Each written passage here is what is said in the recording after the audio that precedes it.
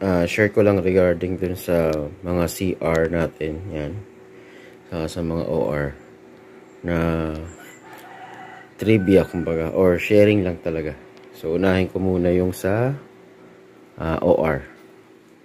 Takpan ko muna yung ibang details ko sakali. Yan. So ito yung latest CR ko. Yan. 2023. October pa ulit. So yan. Yan. Top load, inbook, tapos yung mga fee. Yan. Tapos to, yung QR code, kung napapansin nyo, may purpose talaga yan.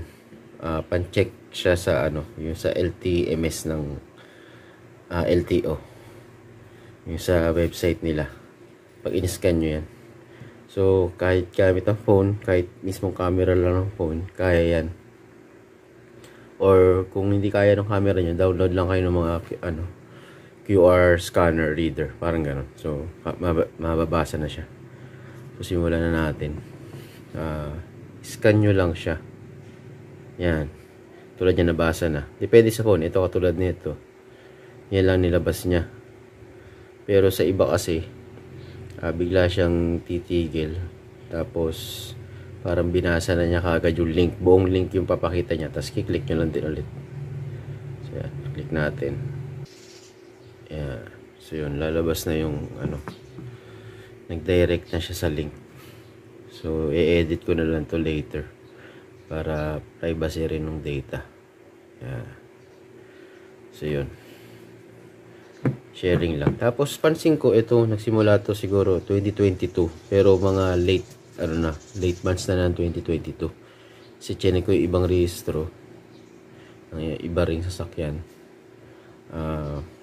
Karamihan 2023, pero nakakita ko 2022 meron din pumasok. Siguro mga last 3 months ng 2022. Hindi ko lang sure. So check nyo na lang, sharing lang din. So yun. Lipat naman tayo sa sa CR. Pepe-pre ko lang. Wait lang, thank you. So yun lipat naman tayo sa CR. So yun, medyo tinakpan ko ibang details para sigurado. Then, kung mga lately kasi, pansin nyo, wala na yung sa text ni LTO. Or, hindi naman nawala. Parang hindi siya updated. So, wala rin malinaw kung bakit. Pero, may mga sabi na kailangan mo pa siya pa-update. So, ganun. Pero, wala rin ganun kalinaw. So, yun. Share ko lang ng ibang tips or, yun, sharing nga lang talaga. Paano ma-check yung CR nyo. Yari, nag-accord kayo ng sasakyan. Paano nyo check kung original ba or may something ganun. So dito may dalawa akong sample. So pareha sa sasakyan yan. Yan, Ford Everest 2008. Ito rin Ford Everest 2008. Pero pansin nyo sa date magkaiba sila. Ito 2019. Ito 2013. So kung magbe-base tayo sa year model 2008 tas 2013, 5 years. Tapos may nakalagay dito, angat ko lang konti. Yan. Oh. Mamaya, ko na lang pala. Yan.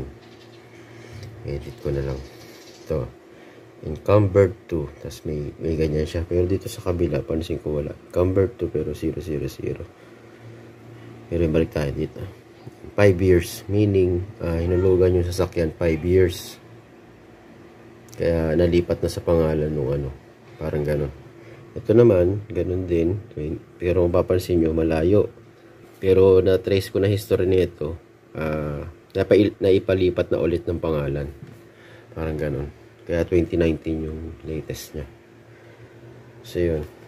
So, isa sa mga pangunahing checking, yung pila sa baba. Ito. Check nyo yan. Dapat talagang may pila siya. Parang ngipin. Yan. Kasi kung sa explanation, meron niyang pinanggalingan or meron siyang kaluksong na tinanggal bago binigay sa inyo. So, isa sa mga palatandaan. Then, next, itong CR number. Tinakpan ko lang din Yan. Yung may kulay pula. Pero mahaba yan. Yan. Ito rin CR number. Yan. Medyo kapain nyo o salatin nyo konti. Dapat may konting siya medyo angat siya or lubog ng konti kasi ang ginamit diyan hindi naman print, Parang yung stamp na ganun. Yung mga old school pa na nililipat-lipat pa yung numbers. Tas, saka diniin dyan yun. Kaya ko salit-salitin yung konti. Kahit paano, yan, may makakapa kayo. Yan. So, mga another checking. Tapos, ito na, yung sa pagkakaprint niya, meron kasi dyan yung ito, tulad yan. Hindi masyado makita, mahirapan. Gagamit tayo ng another cellphone kung sakali. Yung pagkapulido ng print niya. So, unang-una, dito sa field office. Ito. Field office. Kung mapapansin nyo, sa ilalim, may parang linya. Pero, gamit tayo ng ibang cellphone para mag-zoom. Focus ko lang muna. Field office.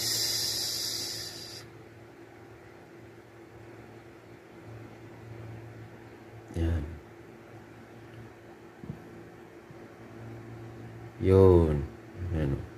Hindi siya linya. May nakalagay dyan.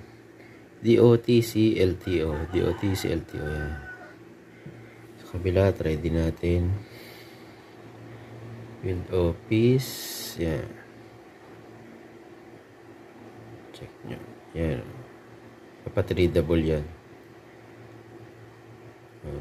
Yan. DOTC, LTO, DOTC, LTO. Yan. Dire-diretso yan. Kasi kapag print yan lang, isang papel lang, wala, hindi nila makukuha yan. Based do sa mga, natin, resources. Next, yung sa Certificate of Registration. Wait lang. Ito yan. Yan dyan. May parang linya rin yan sa baba kung mapansin nyo. Pero pag sinum mo yan, may nakalagay na naman dyan. Wait lang. Yan. O, diba? LTO, LTO, LTO. LTO, LTO, LTO. Next, sa kabila. Ganun din. Checkin natin. LTO, LTO. Yan. Ako mapapansin nyo pala bakit dalawang original yung sinample ko. Bukod kasi sa wala akong fake. May purpose yan. Mamaya, ma-explain ko. May pinagkaiba pa rin sila. Kasi ito, medyo bago-bago. Tapos ito, medyo lumang-lumang. CR. May pinagkaiba sila pa rin mamaya. So, yun. Next, yung sa gross weight at pagitan ng net weight. Ito, yun yung kanina nga sinample ko. Yan. Yan tayo ulit ng ibang para ma-zoom. Yan. Meron dyan linya, nakakaiba rin. Yan. LTO, LTO. Ito, yan. Yan, LTO, LTO rin nakalagay. Okay. Then, next yung star. Sa baba. Yan.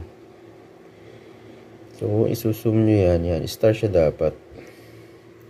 Kasi doon sa mga fake or kakaiba, para siya asterisk. So, kung isusum natin para mas makita nyo. Yan. Perfect yung star niya. Kumbaga, pulido nga talaga. Yan. Wala ka rin kasi ako sample ng fake talaga. Pero, mapapansin nyo yan, parang malabo. Tas, hindi siya star, asterisk siya lalabas. Then, next natin, yung mga red lines. Hindi masyado kita eh. Pero yan, may mga sample dyan. Yan, yung mga ganyan. Yan. Gamit tayo ulit ng ibang, cellphone. Para ma-zoom. Yun. Kita nyo yan, yan. Yung mga red lines na yan. Yun. Ito. Part pa. Yan. Diba? Yan. Mga palatandaan yan. Tapos, kung mas gusto nyo talagang makita, gagamit kayo ng UV light.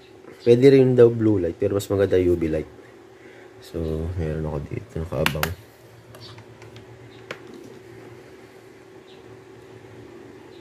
Patay ko muna yung flash ng video. Yan, para mas makita. So yun, pansin nyo yung parang mga red lines na yan.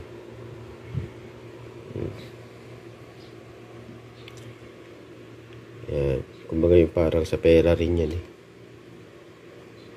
Sample tayo ng pera.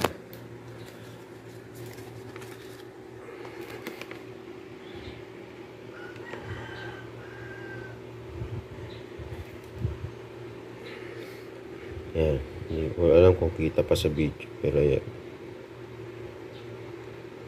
Yun, yung mga lines. So yun sa UV light sakali. Tapos may hint pa dyan, yung pirma nung pinaka chief of office, may ano yan, may parang background. Itong isa, case mas kita dito sa isa. Wait lang. Ito. Yun. Yun. Kita, di ba? Ito. Dito sa isa, medyo hindi na eh. Kasi ito yung mas luma, pero meron pa rin.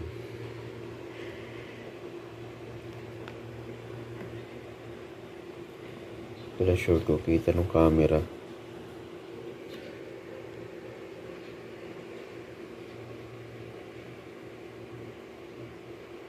Hindi na masyado. Hindi kagaya nito. Kita talaga.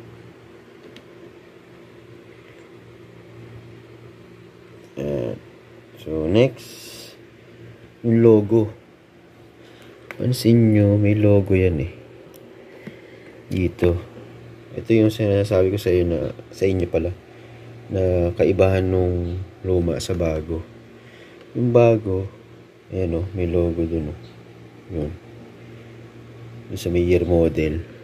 O. Yan o, yun. Kita nyo? Wala. Meron. Wala. Meron. Bilog. Yung sa luma, wala siya. Yan. Tapos, yung doon sa baba, ito napansin ko rin to. Doon sa bago, ito. Ayan o.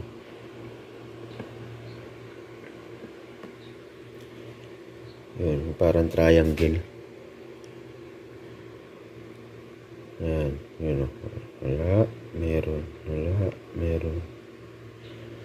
So, yun. Yun lang. Kasi yung mga linya-linya na. Although yung mga linya nga na pula, kita rin kahit walang UV ray. So, balik ko lang yung flash. Yan. Yan yung mga pula. So, yun. Isa lang sa mga tips or sharing. Okay. Thank you.